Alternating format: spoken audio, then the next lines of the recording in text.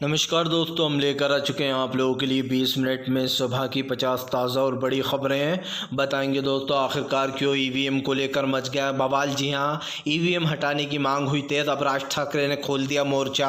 कहा जब पूरी दुनिया में ईवीएम से चुनाव नहीं होता तो हमारे देश में क्यों हो रहा है। अब आप समझिए, बीजेपी समर्थक ही अब ईवीएम के खिलाफ मोर्चा खोलना है।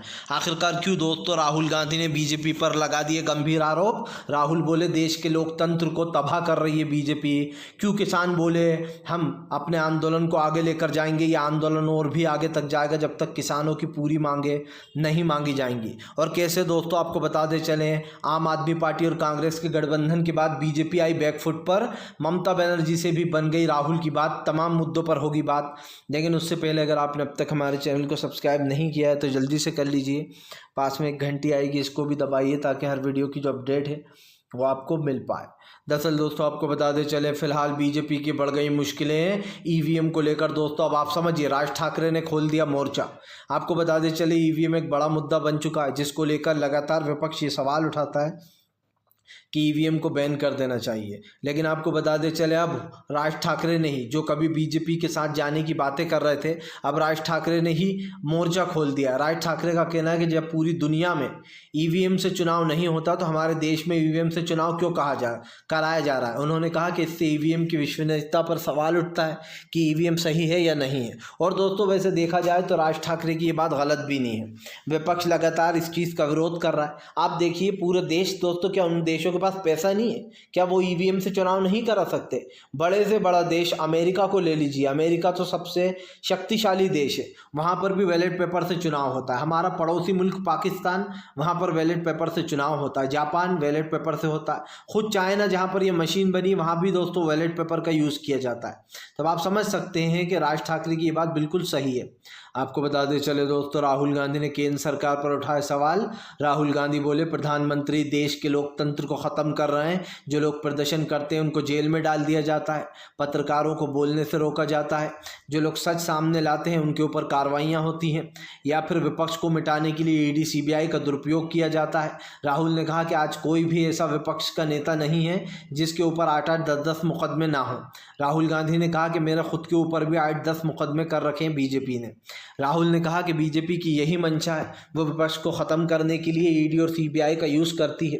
राहुल ने दोस्तों कई बार सवाल उठाया है कि बीजेपी ऐसा कोई भी व्यक्ति नहीं है विपक्ष का जिसके ऊपर ईडी और सीबीआई के केस ना हो। और यही कारण है दोस्तों, जो प्रधानमंत्री ने पिछले 10 सालों में कुछ किया हो, विकास या ना किया हो, लेकिन उन्होंने दोस्तों अपनी पकड़ बना ली सीबीआई ईडी पर। और जिसको डराना होता है धमकाते हैं दोस्तों, जिसको उठवाना होता है उसको उठवा लेते हैं।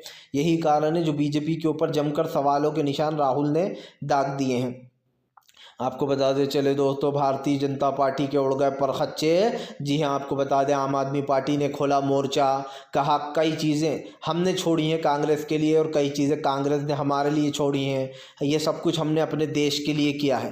दरअसल आपको बता दें चले, अरविंद केजरीवाल का कहना है कि कांग्रेस और हम दोनों ने ही कई कंप्रोमाइज़ किए हैं। हम लोगों ने एक दूसरे की बात समझी है और कोई सी सीट उन्होंने हमारे लिए छोड़ दी, कोई सी सीट हमने छोड़ दी। दरअसल एक सीट की बड़ी चर्चा हो रही है दोस्तों, गुजरात की, जो अहमद पटेल की सीट थी जहां से वो हमेशा जीतते थे। हालांकि उनका इंतकाल हो गया था, यानी कि देहांत हो गया था। उसके बाद माना जा रहा था कि उनकी बेटी जो है उनको ये सीट पर गुजरात में चुनाव लड़ाया जाएगा, लेकिन कांग्रेस ने वो सीट जो अहमद पटेल की सीट थी वो आम आदमी पार्टी के लिए छोड़ दी।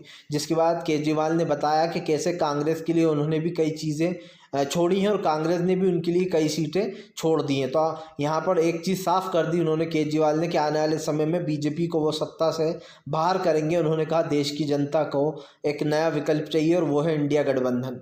आपको बता दें चले दोस्तों, नॉन स्टॉप उमर खालिद की बेल होती जा रही है कैंसिल। क्या सिर्फ उमर खालिद को मुस्लिम होने की सज़ा मिल रही है? क्या दोस्तों उमर खालिद का जुर्म इतना सा था कि वो मुसलमानों की आवाज़ बन रहे थे, इसलिए उमर खालिद जैसे लोग को जेल में डाल दिया जाता है? दोस्तों उमर खालिद एक पूर्व छात्र हैं जेएनयू के। उमर खालिद दोस्तों जो है CAA और NRC के दौरान उन्होंने विरोध प्रदर्शन किया था। अब आपको तो पता ही है, जब जब दोस्तों जो भी इस सरकार के ख़िलाफ़ विरोध प्रदर्शन करा, जिसने उसको NRC के नाम पर NA से लगाकर मतलब उसको दोस्तों अंदर डाल दिया गया था। कई लोगों को ऐसे थे जिनकी बेल तक नहीं हुई। उमर खालिद की बेल अब तक दोस्तों 7 से 8 बार रिजेक्ट हो चुकी है। अब एक बार फिर से उनकी बेल लगाई थी, लेकिन फिर कपिल सिब्बल ने वापस ले ली।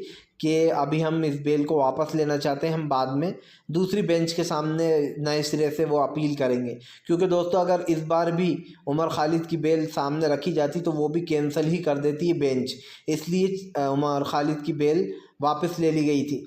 लेकिन उमर खालिद पर जो सुप्रीम कोर्ट के पूर्व जज हैं दोस्तों, उन्होंने एक बड़ा खुलासा किया। उनका कहना उमर खालिद की जो बेल है वो इसीलिए वापस ले ली गई क्योंकि ख़ास करके कपिल सिब्बल को ये पता था कि उमर खालिद की बेल अगर इस वकील की मतलब इस बेंच के पास जाएगी तो वो खारिज ही होना है फिर से। यही कारण है जो दोस्तों यहाँ पर ये बड़ी बात बोली गई है। और उमर खालिद जैसे लोग जो कि दोस्तों आप समझिए उन्होंने अपने देश के लिए एक तरीके से मैं तो ऐसा क़ुरबानी मानूंगा दोस्तों। उमर खालिद को लगभग 3 साल हो चुके हैं, 2-3 साल जेल में बंद हुए और अब तक उमर खालिद की बेल नहीं हुई है। क्या दोस्तों ये हमारे देश का लोकतंत्र है कि जो कोई भी आवाज़ उठाए उसके ऊपर तो ये इल्ज़ाम लगा दो कि दिल्ली दंगे का मास्टरमाइंड ये है या फिर ये उत्तर प्रदेश के दंगों का मास्टरमाइंड है। हैरानगी की बात ये है दोस्तों कि सारे मास्टरमाइंड मुसलमान ही निकलते हैं। ये बड़ी सोचने वाली बात है। और आपको क्या लगता है ये सब कुछ जानबूझ के किया जाता है ताकि हमारे हिंदू भाइयों को अपनी ओर खींचा जा सके? आपको बताते चले दोस्तों फ़िलहाल डेमोक्रेटिक कंट्री में के बावजूद भी भारत में क्या चल रहा है। दरअसल दोस्तों आपको बताते चले जो है अब कहीं ना कहीं एनसीपी के नेता शरद पवार की बेटी सुप्रिया सुले ने बीजेपी को जमकर घेरा। उन्होंने कहा कि हमारे देश एक तरीके से दोस्तों डिक्टेटरशिप से चल रहा है। इस देश में लोकतंत्र नहीं दोस्तों बल्कि अब डिक्टेटरशिप चल रही है। वो क्यों चल रही है दोस्तों आप समझिए। एक डेमोक्रेटिक पार्टी दोस्तों, डेमोक्रेटिक कंट्री उसमें दोस्तों एक ऐसी पार्टी जिसको शरद पवार ने खड़ा किया एनसीपी को, लेकिन उसका सिंबल और बाकायदा थीम जो है उठाकर किसको दे दिया गया? अजीत पवार को। सेम ऐसा ही इंसिडेंट आपको याद होगा, ऐसा ही इंसिडेंट जो है उनके साथ भी किया था शिवसेना वालों के साथ। उनका सिंबल उठाकर किसको दे दिया गया था? एकनाथ शिंदे को। तो अब सवाल उठ रहा है कि भैया जो पार्टी बनाता है उससे पार्टी छीनकर ऐसे व्यक्तियों को दे दिया जाता है, ऐसे गद्दारों को जो पार्टी में घपला कर कर भागे, एमएलए लेकर भागे। और साफ दिखाई दे रहा है कि चुनाव आयोग बीजेपी का काम करता है। फिर उसके बाद चुनाव आयोग जब साफ ही दिखाई दे रहा है तो ये क्यों कहता है वो कि हम तो निष्पक्ष हैं। आपको बता दें चले दोस्तों फ़िलहाल भारतीय जनता पार्टी के खिलाफ अखिलेश यादव का नया प्लान हुआ तैयार। ऐसे बनाएंगे दोस्तों अखिलेश यादव बीजेपी को निशाने पर। दरअसल आपको बता दें चलें इस बार अखिलेश यादव ने 63 सीटों पर, विधानसभा की 63 सीटों पर अखिलेश चुनाव लड़ेंगे। तो वहीं दूसरी तरफ 17 सीटों पर कांग्रेस अपने प्रत्याशी उतारेगी लोकसभा के। वहीं पर अगर हम बात करें दोस्तों अखिलेश यादव की 63 सीटों की, तो अखिलेश इस बार नई रणनीति के साथ टिकट बांट रहा है। उन्होंने कई लोगों के नाम के पत्ता भी काट दिया है, यानी कि कई लोगों को अब की बार टिकट नहीं मिला है। लेकिन अखिलेश यादव ने जिन जिन प्रत्याशियों को टिकट दिया है दोस्तों उनका एक बड़ा नाम है। सबसे बड़ी बात यह है कि अखिलेश यादव उन लोगों को निशाने पर ले रहे हैं, खास कर दोस्तों जो लोग कहीं ना कहीं इस चीज़ से भागने का काम कर रहे थे। और अखिलेश ने दावा किया है कि वो लोकसभा में पूरी 63 सीटों पर जीत हासिल करेंगे और 17 पर कांग्रेस करेगी, जिसमें इंडिया गठबंधन दोस्तों का बीजेपी को कड़ी टक्कर और हरा कर भी दिखाएगा। आपको बता दें चले दोस्तों फ़िलहाल भारतीय जनता पार्टी के ऊपर जमकर गरजती हुई नजर आई ममता बनर्जी। ममता बनर्जी बोली दिल्ली से इस सरकार को उखाड़ फेंकेंगे जो जनता के विरोध में है। दरअसल दोस्तों आपको बता दें चले इस बार ममता बनर्जी ने कमर कस ली है। बताया जा रहा है ममता बनर्जी की कांग्रेस से बात बनने वाली है। ममता बनर्जी और ख़ास करके कांग्रेस का जो गठबंधन है दोस्तों जल्दी होता हुआ हमें नज़र आएगा। इस गठबंधन की एक ख़ास बात हमें ये पता चली दोस्तों कि अब तक ममता बनर्जी के रुख काफ़ी तेवर बदले बदले से थे। कल भी कुछ अजीब से बयान आए थे, लेकिन अब बताया जा रहा है कि 5 सीटों का ऑफ़र दे दिया ममता बनर्जी ने। ममता बनर्जी ने बंगाल की विधानसभा की 5 सीटों का ऑफ़र दिया। ममता बनर्जी का कहना है कि फ़िलहाल बंगाल में कांग्रेस इन 5 सीटों पर चुनाव लड़े और बाकी की जो सीटें हैं उस पर टीएमसी चुनाव लड़ेगी। अब देखना ये है दोस्तों कि क्या कांग्रेस 5 सीटों वाले इस ऑफ़र को एक्सेप्ट करती है, क्योंकि आपको बताते चले लोकसभा की काफ़ी ज़्यादा सीटें हैं दोस्तों। लोकसभा की इन सीटों को लेकर कांग्रेस अपना तिकड़म भी लड़ा रही है। लेकिन हम आपको एक चीज़ ज़रूर बता दें कि फ़िलहाल कांग्रेस की मंशा साफ़ है। वो सिर्फ उन राज्यों को छोड़ रही है दोस्तों जहां पर मजबूत कैंडिडेट हैं, जैसे ममता बनर्जी हुई, तेजस्वी लालू हुए, ऐसे लोगों से डील की जा रही है। स्टालिन उनके साथ भी डील होगी। लेकिन हम आपको बता दें चलें कांग्रेस का पूरा फुल प्रूफ प्लान है दोस्तों, जिसमें कांग्रेस ने अपनी पूरी रणनीति बिठाई है कि कैसे जीता जा सकता है।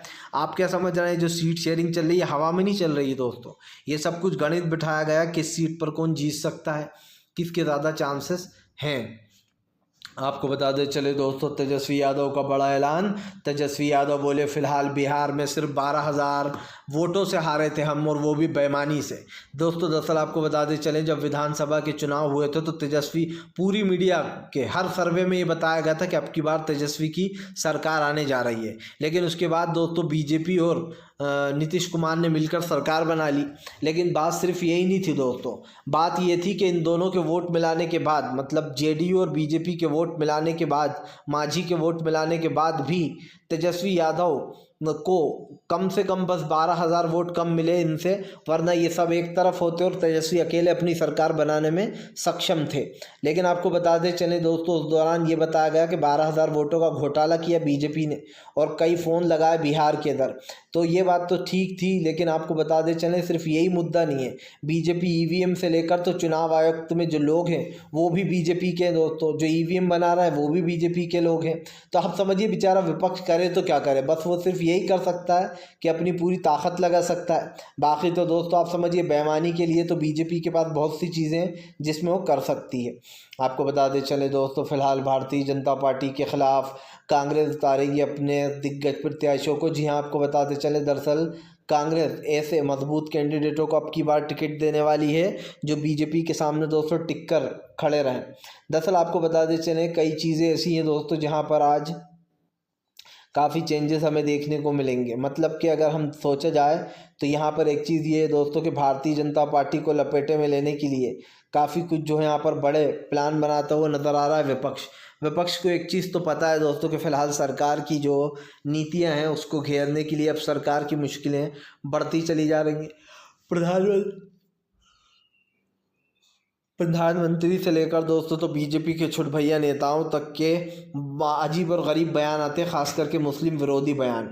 अब इन बयानों के ऊपर घमासान मच गया है। दरअसल आपको बता दें हेमंत की विश्वकर्मा सम्मान सरकार जो है मुस्लिमों का वो जो खास कर बिल थी वो लेकर आई है तलाक़ का, जिस बिल के ऊपर घमासान मचा हुआ है।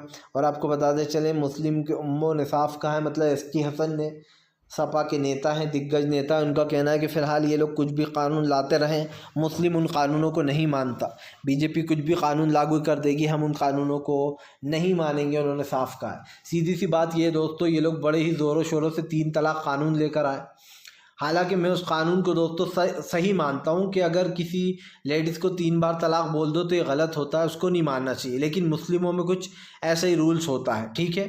लेकिन दोस्तों बात ये नहीं है कि वो 3 तलाक कानून लेकर आए, बात ये थी कि बीजेपी मुसलमानों के हर चीज़ में घुसने की कोशिश कर रही है। और ये बीजेपी बहुत चालाक है दोस्तों, बीजेपी बहुत सोच समझ कर गेम खेलती है कि किस चीज़ का कैसे हमें फ़ायदा मिलेगा। जैसे कि बीजेपी को पता था दोस्तों कि बाबरी मस्जिद के लिए ऑलरेडी कांग्रेस ने जगह बुक कर रखी थी दोस्तों, उसके जो है राम मंदिर के लिए, और राम मंदिर बना भी उसी ज़मीन पे दोस्तों। लेकिन बाबरी मस्जिद जानबूझ के तोड़वाई गई। आप समझिए उस जगह पे कुछ नहीं बना है जहाँ बाबरी मस्जिद तोड़ी गई है। और उसके बावजूद भी दोस्तों कांग्रेस ने जो जगह बुक कर रखी थी, उसी शिलान्यास किया था, उसी जगह पर मंदिर बना, राम मंदिर। लेकिन दोस्तों बाबरी मस्जिद को बेफालतू में तोड़ा गया, ये बात खुद दिग्विजय सिंह ने कही है। और उन्होंने प्रूफ के साथ बताया था कि आज बाबरी मस्जिद जो बिना किसी रीज़न तोड़ दी गई, जबकि उसकी कोई ज़रूरत नहीं थी दोस्तों तोड़ने की उसे। लेकिन आप समझिए इसको एक बड़ा मुद्दा बनाना था ताकि हिंदू मुसलमान हो और बीजेपी को इसकी वो मिले पॉपुलैरिटी, ताकि आने वाले चुनाव में अब बीजेपी फिर से इसको यूज़ करे। और सब देख रहे हैं दोस्तों देश में क्या हो रहा है। विदेशों में जाकर आप मंदिरों की स्थापना कर रहा हो, भारत में आप मस्जिदों को तोड़ रहा हो। यानी कि जो मुस्लिम देश है वहाँ जाकर तो आप मंदिर बनवा रहा हो, लेकिन जो बेचारे यहाँ भारत में मुसलमान रहते हैं उनकी मस्जिदों को तोड़वाया जा रहा है। कई मस्जिदें रात के अंधेरे में शहीद कर दी जाती हैं, कईयों के ऊपर केस चल रहा है। तो आप खुद समझ सकते हैं कि ये मोदी का कैसा दोहरा चरित्र है। एक तरफ तो वो विदेशों में जाकर कहते हैं कि ये सब हमारे भाई हैं, ये विदेश वाले, हम मेरा यहीं पैदा, ऐसा लगता है मैं तो यहीं रहता हूँ, ऐसी बड़ी बड़ी बातें करते हैं मुस्लिम देशों में जाकर। और मैं उन अंधभक्तों से पूछना चाहता हूँ दोस्तों, तब वो क्या अपने आँख पर पट्टी बांध के बैठ जाते हैं अंधभक्त, जब मोदी जी विदेशों में जाके मुसलमानों के गले लगते हैं, उनकी खूब तारीफ़ें करते हैं। लेकिन आप समझिए भारत के मुसलमानों से मोदी जी नफरत करवाते हैं तो ये अंधभक्त यहाँ के मुसलमानों से नफरत भी करते हैं। तो या तो ये दोस्तों थूक के चाटे ना, क्योंकि मुसलमान तो वो भी हैं विदेश वाले, जहाँ जा जाके मोदी बैठकर प्यारी प्यारी बातें कर रहा है, या तो उनसे भी नफरत करो या फिर हमारे देश के मुसलमानों से भी प्यार करो। आपको बता दे चले दोस्तों, फिलहाल एक बार फिर से मच गया घमासान जी है। दरअसल आपको बता दे चले दोस्तों, फिलहाल कपिल सिब्बल ने भारतीय जनता पार्टी के खिलाफ खोला मोर्चा। कपिल सिब्बल बोले फिलहाल बीजेपी भी अंग्रेज़ों की राह पर है, जो अंग्रेज़ों ने किया वही बीजेपी भी कर रही है। दोस्तों मुझे ऐसा क्यों लगता है कि इस देश के लिए ख़तरनाक समय आ रहा है? वो इसलिए आ रहा है दोस्तों क्योंकि जब जुल्म ज़्यादा बढ़ जाता है हद से ज़्यादा, तो दोस्तों उसका अंत होना बहुत ज़रूरी होता है। और ये ऐसा लग रहा है दोस्तों कि मोदी और शाह दोनों मिलकर देश को उसी जहर में घोलने का काम कर रहे हैं। आपको बता दें चलें, यही नहीं, कपिल सिब्बल ने कहा कि आज जो देश में डिक्टेटरशिप चल रही है, ये सरकार दोस्तों भाईचारे या लोकतंत्र से नहीं चल रही है। लोकतंत्र तो वो होता है जहाँ पर खुलकर बोलने की आज़ादी हो, खुलकर कोई कुछ भी बोल ले या फिर पत्रकार सवाल पूछ ले। लेकिन यहाँ तो उल्टा है, यहाँ की मीडिया को पहले कंट्रोल किया गया, अब मीडिया वही पूछती है जो सरकार चाहती है। इसके अलावा हमारे देश की मीडिया और कुछ नहीं पूछती मोदी शाह से। जो चैनल सच्चाई पूछा करते थे, मात्र एक चैनल था NDTV, जिसमें रविश कुमार सर थे, वो भी अडानी ने ख़रीद लिया। तो ये किसके कहने पर ख़रीदा ये भी आप जानते हैं। तो अब हमारे देश में कोई ऐसा चैनल बचा नहीं है मेन स्ट्रीम मीडिया में जो दोस्तों किसी के हक़ की बात करता हो, क्योंकि सारे के सारे गोदी चैनल बने बैठे हुए हैं दोस्तों, जो मोदी सरकार के कुछ फेंके हुए टुकड़ों पर पल रहे हैं। फिलहाल ये बात अलग है कि आने वाले समय में यही लोग मोदी सरकार की बुराई करेंगे जब मोदी जी सत्ता से बाहर चले जाएंगे। और वो दिन दोस्तों 2024 ही है। लोकसभा में मोदी जी की इधर हार हुई, उधर मीडिया का दोस्तों आप देख लेना जो है यहाँ पर वो हो जाएगा फिर से एक बार बदलीकरण, फिर से बदल जाएगी मीडिया। और इनको लगने लगेगा कि देखिए प्रधानमंत्री नरेंद्र मोदी ने अपने कार्यकाल में क्या क्या बुरे फैसले लिए, किन वजहों से बीजेपी हार गई। अगर अभी इंडिया गठबंधन जीत जाए तो अभी ये लोग दोस्तों बीजेपी की बुराई करना शुरू कर देंगे, क्योंकि इस बात को झुटलाया नहीं जा सकता दोस्तों कि सब लोग चढ़ते सूरज की पूजा करते हैं। और यही कारण है जो बीजेपी की ये चापलूसी दिखाई दे रही है। हालांकि इतने साल तक इतनी सरकार आई, किसी ने ऐसा नहीं किया जो बीजेपी ने पहली बार करवाया चंडीगढ़ में खुलेआम चोरी वोटों की, ये किसी सरकार ने नहीं किया था। आपको बताते चले दोस्तों, फिलहाल राज ठाकरे के बयान के ऊपर जो है सुप्रीम कोर्ट के वकीलों ने भी खोला मोर्चा। सुप्रीम कोर्ट के दोस्तों वकील जो हैं, ख़ास करके भानु प्रताप और महमूद कराचा, उन सब ने भी EVM को हटाने की मांग और तेज़ कर दी है। दरअसल आपको बताते चलें, एक तरफ पूरे देश में EVM को लेकर बवाल मचा हुआ, तो वहीं दूसरी तरफ अब राज ठाकरे ने भी कल ये कहा था कि वो पूरे देश में, यानी कि पूरे देशों में, जब पूरी जगहों में दोस्तों पूरी दुनिया में EVM से चुनाव नहीं होता तो हमारे यहाँ क्यों होता है। उन्होंने EVM की विश्वसनीयता पर सवाल उठाया। उन्होंने कहा कि फ़िलहाल EVM से चुनाव नहीं कराना चाहिए। सबसे बड़ी बात यह है दोस्तों कि जब पूरे देश में ही EVM से चुनाव नहीं हो रहा तो इस देश में कराने की ज़रूरत क्या है। ये तो वही बात होती है कि आपका कुछ तो फ़ायदा है, वरना आप EVM के पीछे ऐसे क्यों पड़े हो। चुनाव आयोग EVM को क्यों नहीं हटा देता। चलिए EVM को नहीं हटाना तो आप पर्ची निकाल कर बाहर दीजिए कि भैया आपने इसको वोट डाला और ये पर्ची ले उस बॉक्स में डाल दीजिए, ताकि बाद में उन पर्ची की भी गिनती हो सके। लेकिन जानबूझकर दोस्तों इस चीज़ को नज़रअंदाज किया जा रहा है। बार बार चुनाव आयोग बहाना लेता है कि हमें ज़्यादा टाइम लगेगा गिनने में, हम पुराने वक्त में पहुंच जाएंगे। भैया अगर आपको जो है देर लगती है तो लगा कर, इसमें क्या प्रॉब्लम है। लेकिन दोस्तों गिनती तो सही होना चाहिए ना। अगर मान लीजिए मैं एफर्ट कर रहा हूँ और मैं किसी चीज़ को वोट देने जा रहा हूँ, किसी एक पार्टी को, तो मुझे ये दोस्तों हमें सर्टिफाइड होना चाहिए कि हाँ मैंने जिस पार्टी को वोट डाला है वो उसी को गया है। क्योंकि मेरे दिल में जब तक डाउट रहेगा कि मैंने यार वोट तो दबा दिया बटन तो EVM का, लेकिन ये वोट मेरा सच में कांग्रेस को गया है, समाजवादी पार्टी को गया है या नहीं गया है, या फिर ये वोट बीजेपी को चला गया है, क्योंकि ये आरोप लगते रहते हैं। तो इसका सीधा सा सलूशन यही है दोस्तों कि आप EVM से चुनाव कराना भी चाहते हो तो आप पर्ची निकाल कर बाहर दो, ताकि वो व्यक्ति जिसने वोट डाला है उस पर्ची को वो अलग बॉक्स में डाले और उस बॉक्स की पर्चियों की काउंटिंग हो दोस्तों। और उसके बाद ही पता चलेगा कि फ़िलहाल क्या मामला है, कैसे कौन चुनाव जीता है। और आप अच्छे समझते हैं कि फ़िलहाल जिस तरीके की चीज़ें चल रही हैं उसे लोकतंत्र को बचाने के लिए बहुत ज़रूरी है।